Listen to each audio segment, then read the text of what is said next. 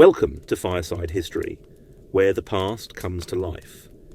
If you enjoy this retelling, don't forget to like, comment and subscribe to hear more. The Great Emu War of Australia, 1932, Western Australia, November 1932. The sun hangs low over the horizon, bleeding burnt orange across the flat, endless wheat fields. The wind kicks up dust in lazy spirals across the dry earth, whispering through the rows of scrub and wire fencing like a ghost remembering better times. Somewhere out there, beyond the next ridge perhaps, something moves, something large, swift, relentless. Not men, not horses, not tanks, but emus. Hundreds of them, charging in loose, scattered columns across farmland like feathered marauders, wings flared, eyes wild and utterly unstoppable. And so began one of the strangest military campaigns in history. A war with no declaration, no enemy nation, no human foe, just a determined flock of giant, flightless birds. And the full might of the Australian army, or at least a portion of it. This was the Great Emu War, and somehow Australia lost. The trouble had been brewing for some time. After the First World War, thousands of returning soldiers were granted farmland in Western Australia, part of a government scheme to resettle veterans and boost agricultural production. The idea was noble, the execution less so. Many of these men had no farming experience, the soil was poor, the rainfall unreliable, infrastructure minimal at best. Still they persevered, clearing the land, planting wheat, and doing their damnedest to make a life out of dust and hope. But by the early 1930s, those efforts were under siege on multiple fronts. The Great Depression had collapsed wheat prices. Government support was promised, and then withheld. Many of the ex-soldier farmers were on the brink of ruin. And then the emus came. Tens of thousands of them, driven westward from the arid interior in search of water and food. The emus found paradise in the freshly cultivated wheat fields of the Campion district. Fences were trampled, crops flattened. What hadn't yet been harvested was devoured or destroyed. The birds came in waves, up to 2,500 strong, in a single mob, moving with speed and eerie coordination. Nocturnal raids were common, daytime stampedes even more so. One farmer described it as being like a bushfire that eats rather than burns. The settlers, exhausted and desperate, did what Australians had learned to do in times of crisis. They wrote to the government, and they asked for guns. Now this is where things take a turn for the surreal. Instead of just issuing the farmers with rifles and a box of .303 rounds, someone in Canberra had a brighter idea. Perhaps it was the symbolism. Perhaps the chance to test out new tactics. Or perhaps it was just boredom in the Defence Department. Either way, the Minister of Defence, Sir George Pearce, approved a military deployment. Yes, you heard that correctly. Australia was going to war. With birds. Major G.P.W. Meredith of the Royal Australian Artillery was assigned to lead the operation. He was given command of 2 soldiers from the 7th Heavy Battery, 2 Lewis machine guns, 10,000 rounds of ammunition, and a truck. To the people of Western Australia, he might as well have been Montgomery arriving at El Alamein. Farmers cheered. Local papers ran headlines. The emus had met their match. But war, as history shows, is rarely so simple. The first encounter was on the 2nd of November, 1932. Meredith's men spotted a group of about 50 emus near Campion. They set up their machine gun, adjusted for range, and opened fire. The birds scattered instantly, running in all directions, zigzagging like trained infantry under fire. The gun jammed. The birds escaped. It was a taste of things to come. A few days later, the men spotted a larger group near a dam. This time, they waited. Let the birds come closer. Let them settle. Then, fire. It was chaos. Feathers exploded. Dust rose. Emus bolted. The gunners fired wildly, sweeping the machine gun across the field. They claimed perhaps a dozen kills. Out of a mob of over 1,000, the birds were fast, shockingly fast, capable of sprinting at over 50 kilometers an hour. They could change direction without warning. They ducked. They weaved. One soldier later muttered, "They're faster than the damn Zulus." Worse, the terrain worked against the men. The Lewis gun was designed for trench warfare, not open field pursuit. It was heavy, unwieldy, and mounted on a tripod that was useless on rough ground. They tried mounting it on the truck. The results were, well, mixed. Imagine it, a 1920s flatbed truck roaring across a wheat field, bouncing over furrows, machine gun bolted to the tray, the gunner clutching the weapon with white-knuckled panic as it judders and shakes. The driver swerves left. Emus scatter. He swerves right. More emus dart out of range. The gunner opens fire. Nothing. Either the gun jams, or the aim is off, or the birds are just too damn fast. One observer claimed the recoil nearly knocked the gunner clean off the back. Another said they couldn't hit the side of a barn, let alone a bird jinking along at 50 kilometers per hour across the outback. It would be comical if it weren't so bloody demoralizing. By mid-November, after several failed engagements, only a few hundred rounds had been expended. Confirmed emu casualties, roughly a dozen.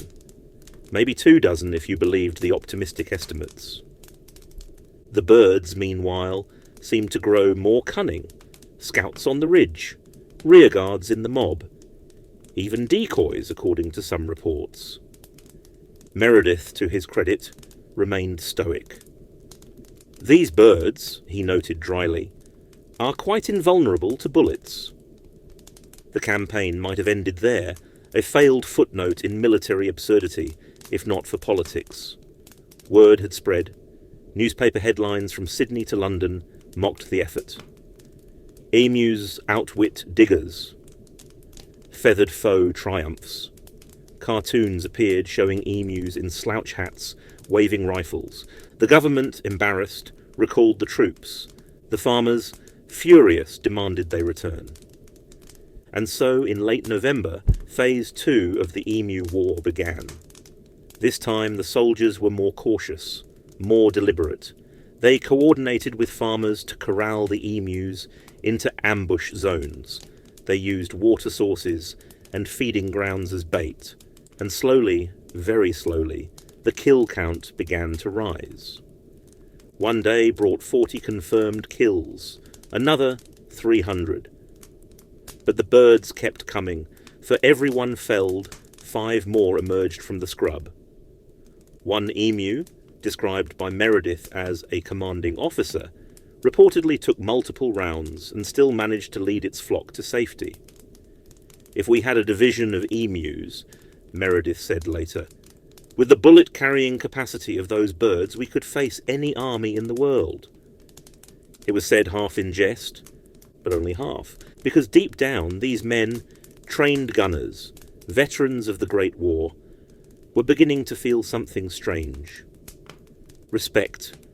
You have to understand, these weren't cartoon birds. An adult emu stands nearly 2 meters tall, weighs over 40 kilograms. Its legs are powerful enough to tear through fencing wire. A kick could break a man's ribs, and its endurance unmatched. These creatures could run for days, never tiring, never turning. They were, in a strange way, warriors, primitive, unthinking, but relentless. And there was no reasoning with them, no surrender, no quarter given. It was a war of attrition, but only one side understood the rules. The other just kept running, and eating, and running. By the end of November, the campaign wound down. Roughly 2,500 emus had been killed, at the cost of 9,860 rounds of ammunition. That's about 4 bullets per confirmed kill, and that's being generous. Major Meredith withdrew his men. No medals were issued, no victory declared, because truthfully, there was none. The emus had survived. The wheat fields, once again, were theirs. And yet this strange chapter in Australian history was far from over. For what lingered after the guns fell silent was something more enduring than feathers in the dirt or rusted shell casings buried in the scrub. A question. What happens when the tools of war fail? When the line between absurdity and tragedy disappears? And when a nation still reeling from one global crisis finds itself bested by birds? The dust had barely settled on the wheat fields of Western Australia when the blame began to fly. Faster, some said, than the bullets had. Parliament blamed defence. Defence blamed the farmers. The farmers blamed the birds. And the birds, well, the birds didn't care. They simply kept moving, across fences, through fallow plots, and straight into the annals of history.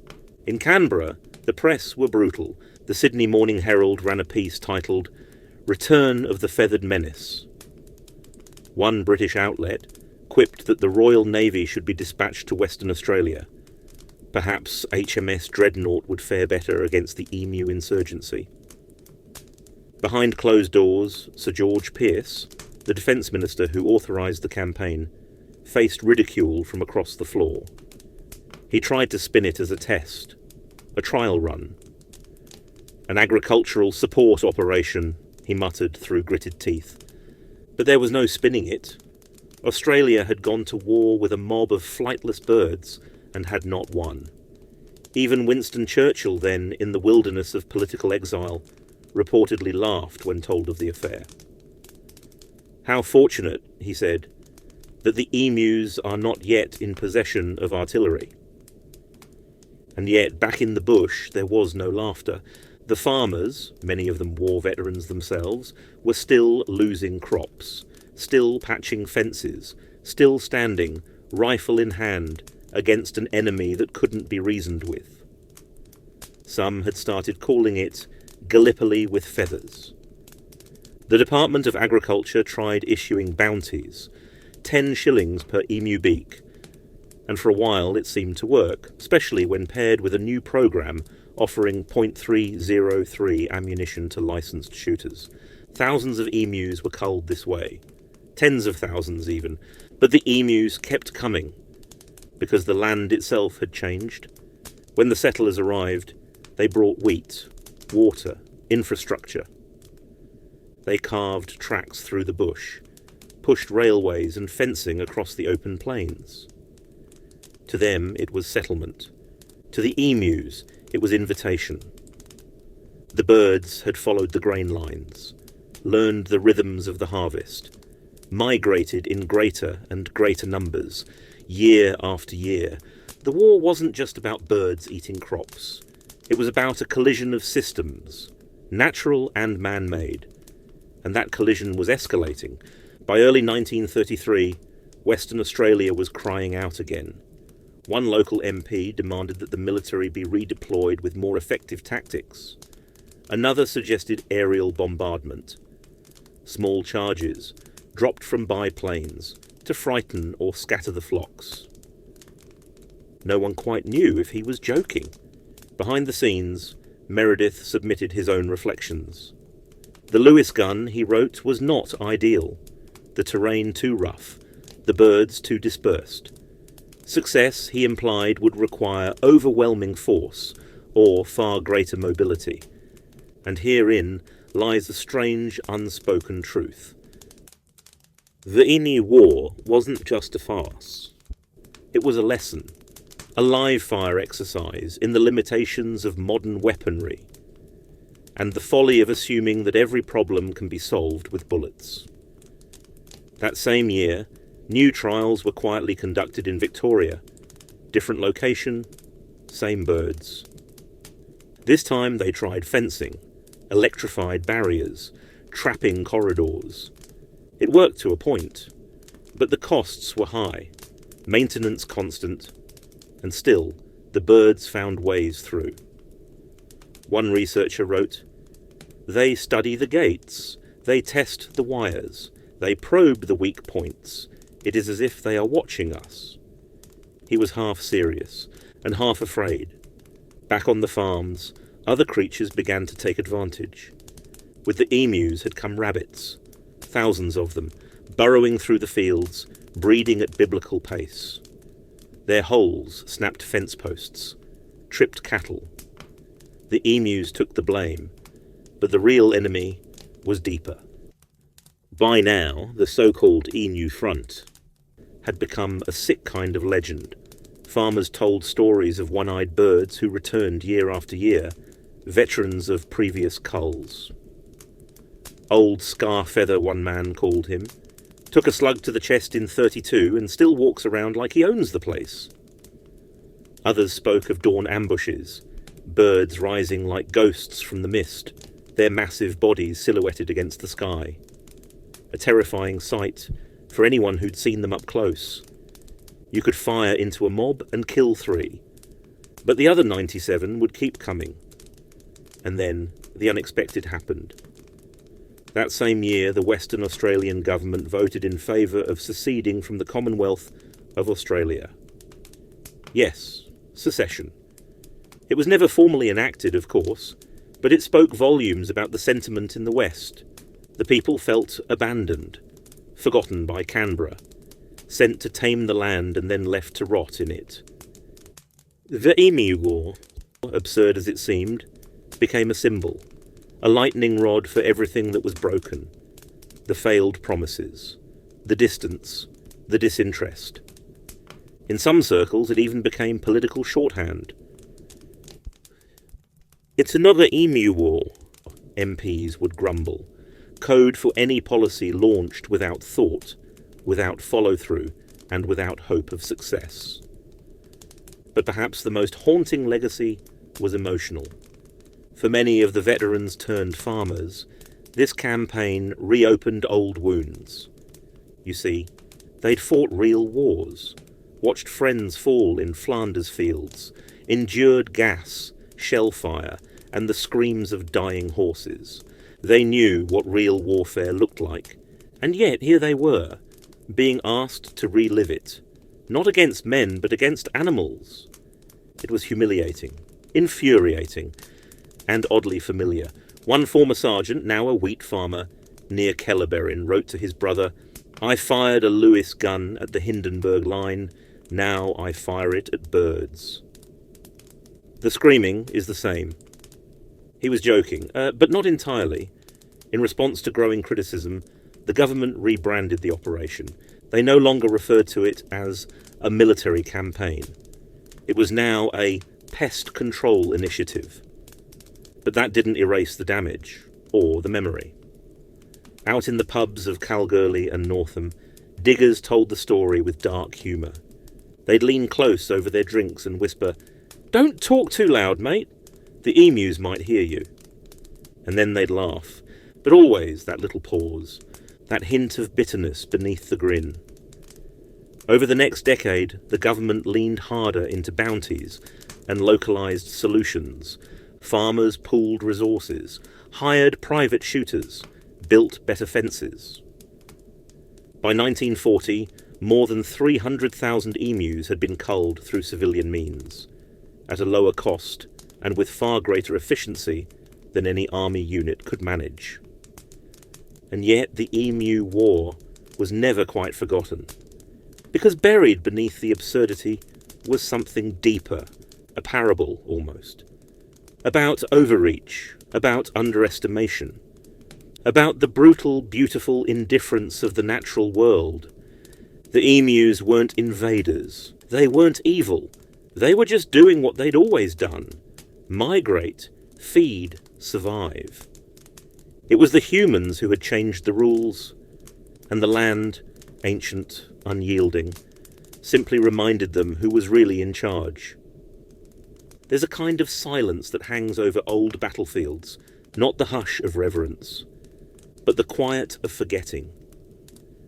Drive through the wheat belt now, through places like Campion, Walgulan and Burrakopin, and you'll see the scars have faded. The emus are still out there, mind you.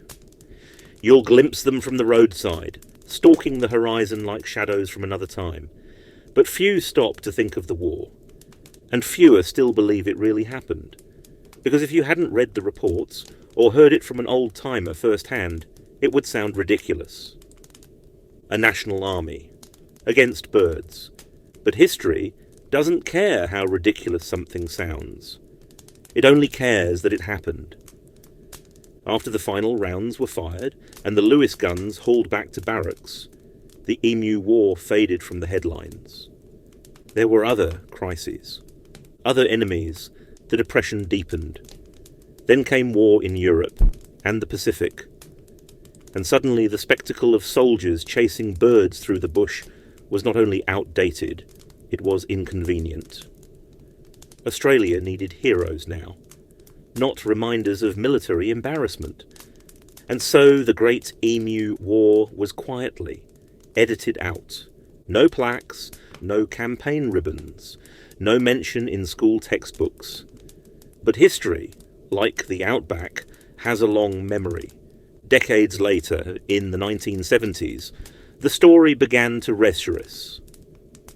A handful of local historians unearthed the original reports, dusty files, yellowed typewritten accounts of emu encounters, casualty counts, and field notes signed by Major Meredith himself. The public reaction was mixed. Some laughed, some were outraged, some didn't believe it, and yet slowly it entered the national folklore, not as tragedy, not quite as farce, but as something stranger. A mirror, perhaps, held up to a young nation still learning what it meant to be powerful and what it meant to be foolish. In 1993, the Australian War Memorial was contacted by a group of amateur historians seeking recognition for the soldiers involved. Not medals, not honours, just a line, a footnote perhaps, something that said, "This happened." The memorial declined. It was not, they said, an official military conflict, and yet to the men who fired the guns, and to the farmers who watched the fields turn to ruin, it had been a conflict. One without glory, one without victory, but a conflict all the same. Major Meredith never again took part in a campaign. He returned to his artillery unit, quiet, dignified, unwilling to talk about the war, the other war, unless pressed. He retired in the 1940s and passed away a few years later. At his funeral there was no mention of Campion, no mention of the birds, just his record, his service, and the silence of a man who'd done his duty, even when that duty had made him the butt of every joke from Kalgoorlie to Canberra. As for the emus, they won, not decisively, not officially, but in the way that truly matters, they outlasted the noise. Population control efforts would continue, of course, through fencing, culling and land management, but the birds adapted, learned, migrated deeper inland, avoided conflict zones. They became, in their own way, a symbol of Australian resilience, untamed, unruly, and impossible to conquer. In more recent years, the Emu War has become something of a cultural touchstone, a meme, a novelty, a quiz night curveball. There are T-shirts now, board games, online comics and podcasts, even short films treating the war as some kind of post-apocalyptic thriller. Mad Max, but with feathers. Some of it's hilarious, some of it's painfully tone-deaf. Because while the idea of soldiers with machine guns being outwitted by birds is undeniably absurd, there's an edge to the humour, a sting. Because at its heart, the Emu War wasn't about birds at all. It was about desperation, about a government that didn't listen, a population that felt abandoned, and a continent that time and again reminded its settlers just how wild it truly was. One farmer, years later, wrote in his journal, "We came out here thinking we'd bend the land to our will, but the land has no will, only time, and in time, everything returns to dust." He wasn't talking about emus, not really. He was talking about the war behind the war, the human one. The fight to belong, to endure, to matter. And that, perhaps, is what gives the Great Emu War its strange staying power.